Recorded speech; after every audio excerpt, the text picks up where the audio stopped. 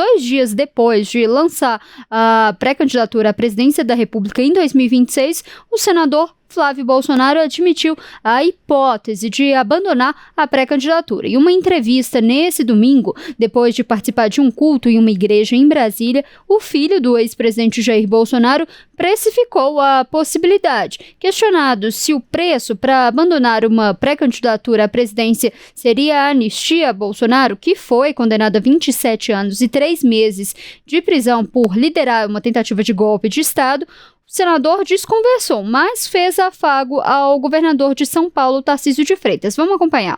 Olha, tem uma possibilidade de eu não ir até o fim, eu tenho um preço para isso, eu vou negociar, eu tenho um preço para não ir até o fim. Só que eu só vou falar para vocês amanhã. Senador, qual foi a reação do Tarcísio com a sua pré-candidatura? Olha, o Tarcísio é um cara fora de série. Após a conversa na terça-feira com meu pai, a primeira pessoa que eu quis conversar foi o Tarcísio. E a reação dele foi a reação que eu também teria se fosse o contrário, se fosse o Tarcísio indicado pelo presidente Bolsonaro para disputar as eleições, já que nós não estamos no momento com a possibilidade do Jair Bolsonaro ser o nosso candidato a presidente.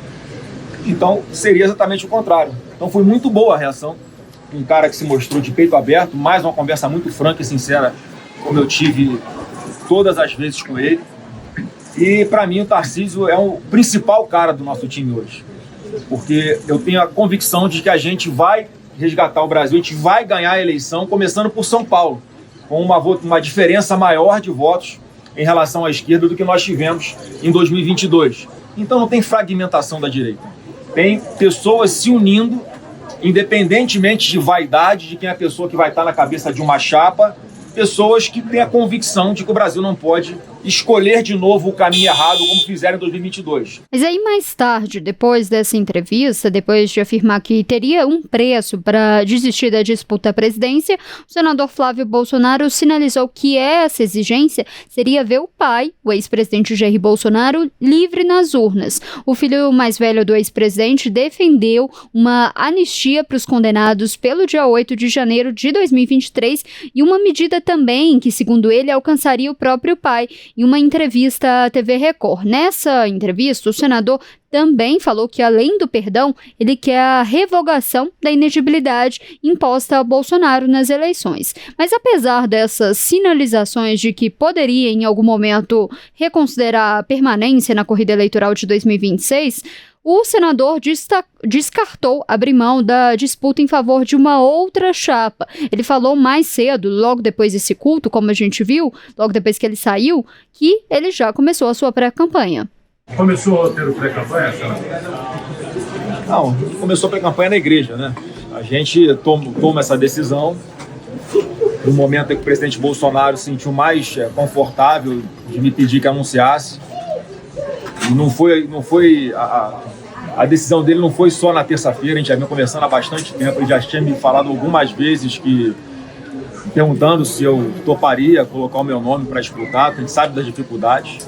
Eu sempre disse para ele que estava na mão de Deus e ele sentiu por bem que eu fizesse após a reunião com ele, após conversar com algumas pessoas, e assim foi feito na semana passada. E agora é trazer as pessoas certas para o nosso lado, começar a colocar no papel aquilo que a gente pretende de caminho para o Brasil, porque é disso que se trata essa eleição agora.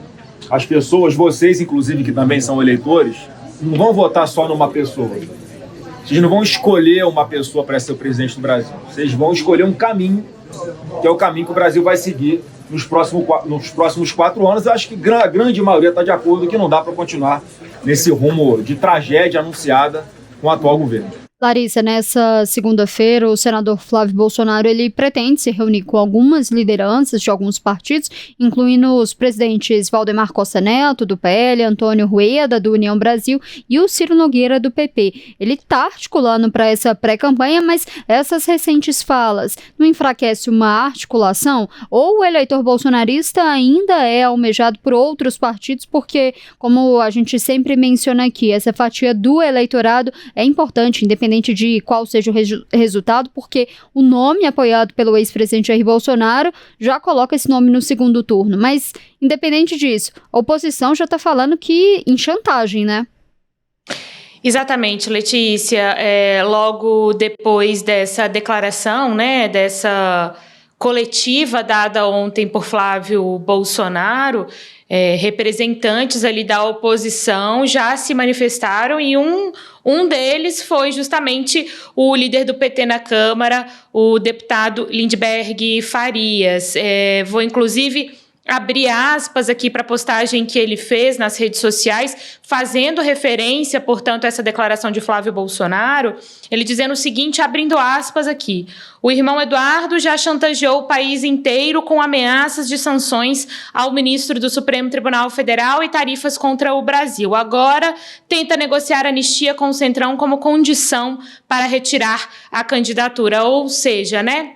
A oposição já apontando aí esse aspecto, né, que chamou bastante atenção da declaração do Flávio ontem, já colocando ali, dizendo que pode ser negociada, mas que mesmo assim a direita está unida, que a direita está buscando, que é preciso vencer o PT, isso nas palavras de Flávio Bolsonaro, isso na mensagem passada ali por Flávio Bolsonaro, diante da possibilidade de que, de fato, o presidente Lula tente a reeleição no ano que vem. Mas, pelo que a gente está percebendo, essa vai ser a narrativa da oposição mesmo, apontar, entre aspas, essa chantagem que já estaria sendo feita pela direita ao anunciar ali Flávio Bolsonaro, e para entender também quais vão ser os próximos movimentos, né, Letícia?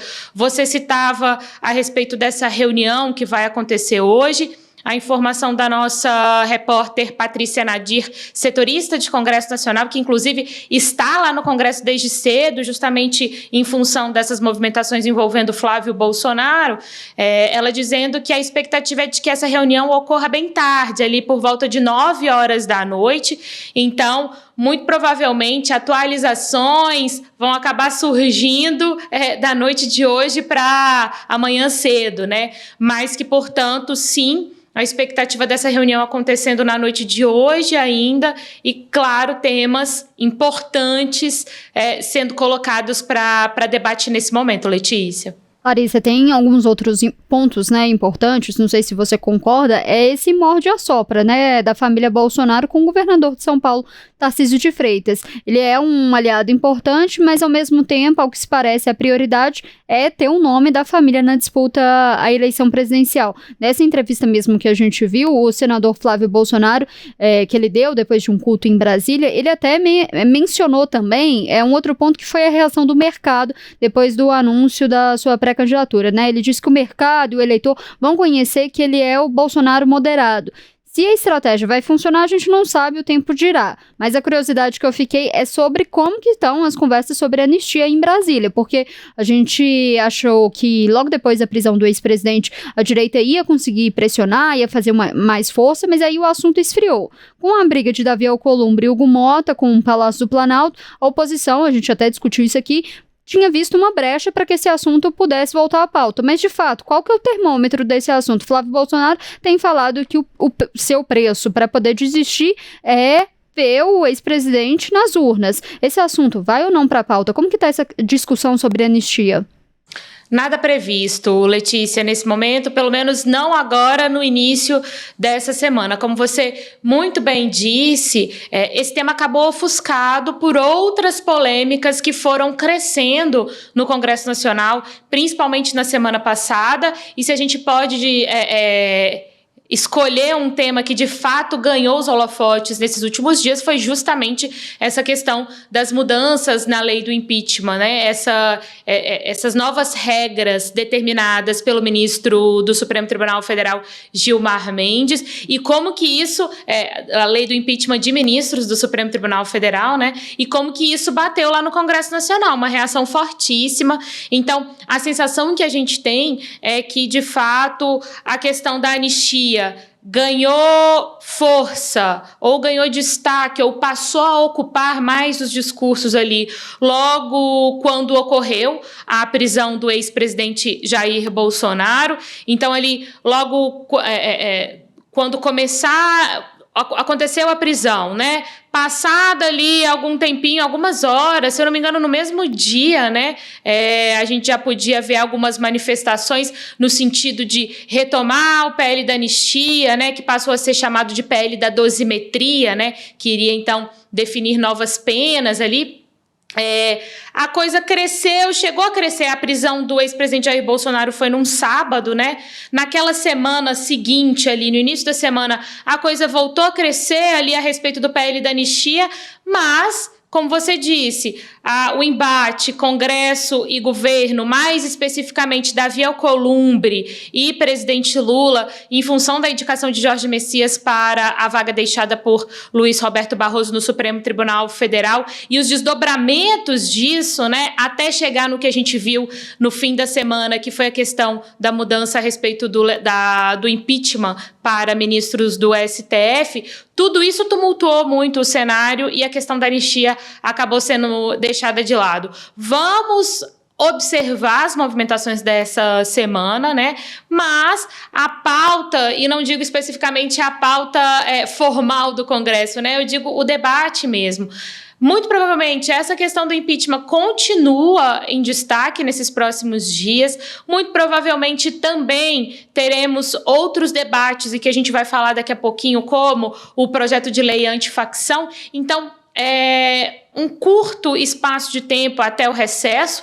A gente lembra que o recesso oficial é no dia 22 de dezembro, né, o recesso do Congresso, mas, acho que, se eu não me engano, dia 22 já é uma segunda-feira, então, na sexta-feira, 19, os trabalhos já teriam que ser finalizados. Então, o tempo está curto, né, para fazer com que a questão da anistia ganhe destaque novamente e consiga se manter ali no debate de forma suficiente a, por exemplo, ter alguma sinalização de ser pautada ou ganhar ali alguma mudança, alguma modificação que de fato vai fazer a diferença nesse momento, Letícia. Então, por enquanto, esse é o panorama quando a gente analisa esses temas específicos, né?